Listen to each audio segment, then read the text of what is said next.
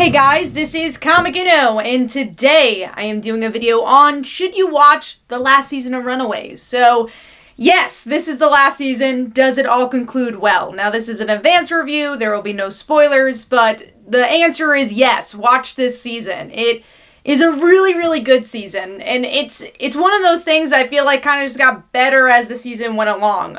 The first arc having to do with more of the alien side of the storyline with Carolina's father and how we left off last season, and then the other half where we've seen this promoted in the trailers is Morgan Le Fay.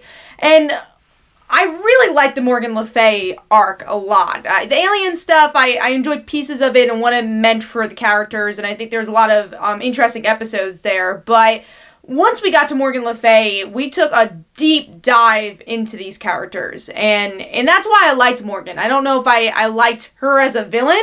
I definitely liked the actress. I think she brought a real personality to her, but it wasn't just her. I liked what she did to our heroes. And another part that we get to see here, again announced from previous news, is that Cloak and Dagger was in this season, and was that done well? And I personally don't watch Cloak and Dagger. I've only seen the pilot, and yes, it was done really well, because usually with crossovers, it's just there for the sake of being a crossover. You know, you're having fun with the two different worlds that they're trying to meld. But I feel like the writers of Runaways really made Cloak and Dagger feel like part of the Runaways storyline. And it wasn't just there because they're like, we can do this. It was there for the purpose of a storyline. And I really congratulate Runaways for doing that. I haven't seen a crossover done that well writing-wise. I thought it was just so seamless. So I really enjoyed Cloak and Dagger. And as a comic fan, I really enjoyed this season a lot too, because without spoiling anything, we do get a good amount of storylines in a different way in this season, especially towards the back half of the season. We get to see some of them explored in a different way, which is really cool. I would say even Rainbow's run was explored in this season, which I was surprised by, because Rainbow's run is relatively new, but there's definitely things you could have caught on from character arcs and even some references that they end up making in this season. Now, speaking on the last episode, because obviously that's going to be the big question mark, was it a good last episode?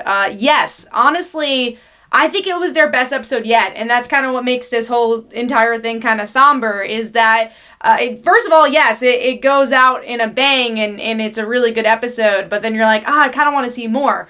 But it doesn't leave you on, that many cliffhangers where you're like, oh my god, the show has to continue because you just left us on this huge cliffhanger. I think there's definitely enough where if they ever wanted to pick back up, there's a lot to explore, but if this is the end forever, this was a really good ending that completely celebrates the whole series, celebrates these characters, and again, I think really bringing the comic versions of them to life here. Especially because I just recently went back to reading Runaways because I was feeling nostalgic and I had a couple of story arcs I wanted to reread, and I just read them last night, and then I watched the last two episodes, and it really is kind of night and day how much they really tried transitioning the comics, but still being their own thing, and that's another big compliment I had about this season is the parents. So with the comic books, the parents are kind of written out pretty quickly. It's just the kids, their mantra being they want to stay good. They don't want to be their parents. But sometimes there's that fight because it's just like, are we destined to be just like our parents? And here,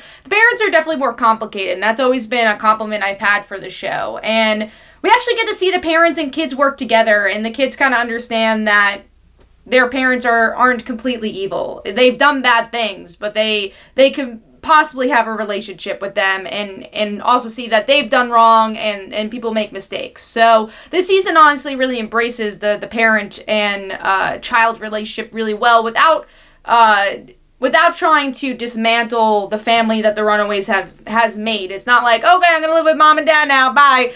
It's very much like, hey, I respect you, but this is my family. My people are here. So I really enjoyed that aspect as well. Honestly, it's just a really, really well done season, especially towards the back half. It's a little slow in the beginning, but it just totally picks up. And it's the character-driven story I always like with Runaways that I think really learned from what was great about season 1, what was great about season 2, and just meshed those things together to make a perfect season. So for me, I'm going to give this 4.5 stars out of 5. Hopefully you guys enjoyed. This is Comic Uno. Definitely go follow me on Twitter and Facebook. Go check out my comics like Father Like Daughter and They Call Her the Dancer. And every Tuesday at 10 p.m. Eastern Time is Comic Book Weekly, our comic book podcast where we talk all news and the comics of that week. So hopefully you guys enjoyed. Bye.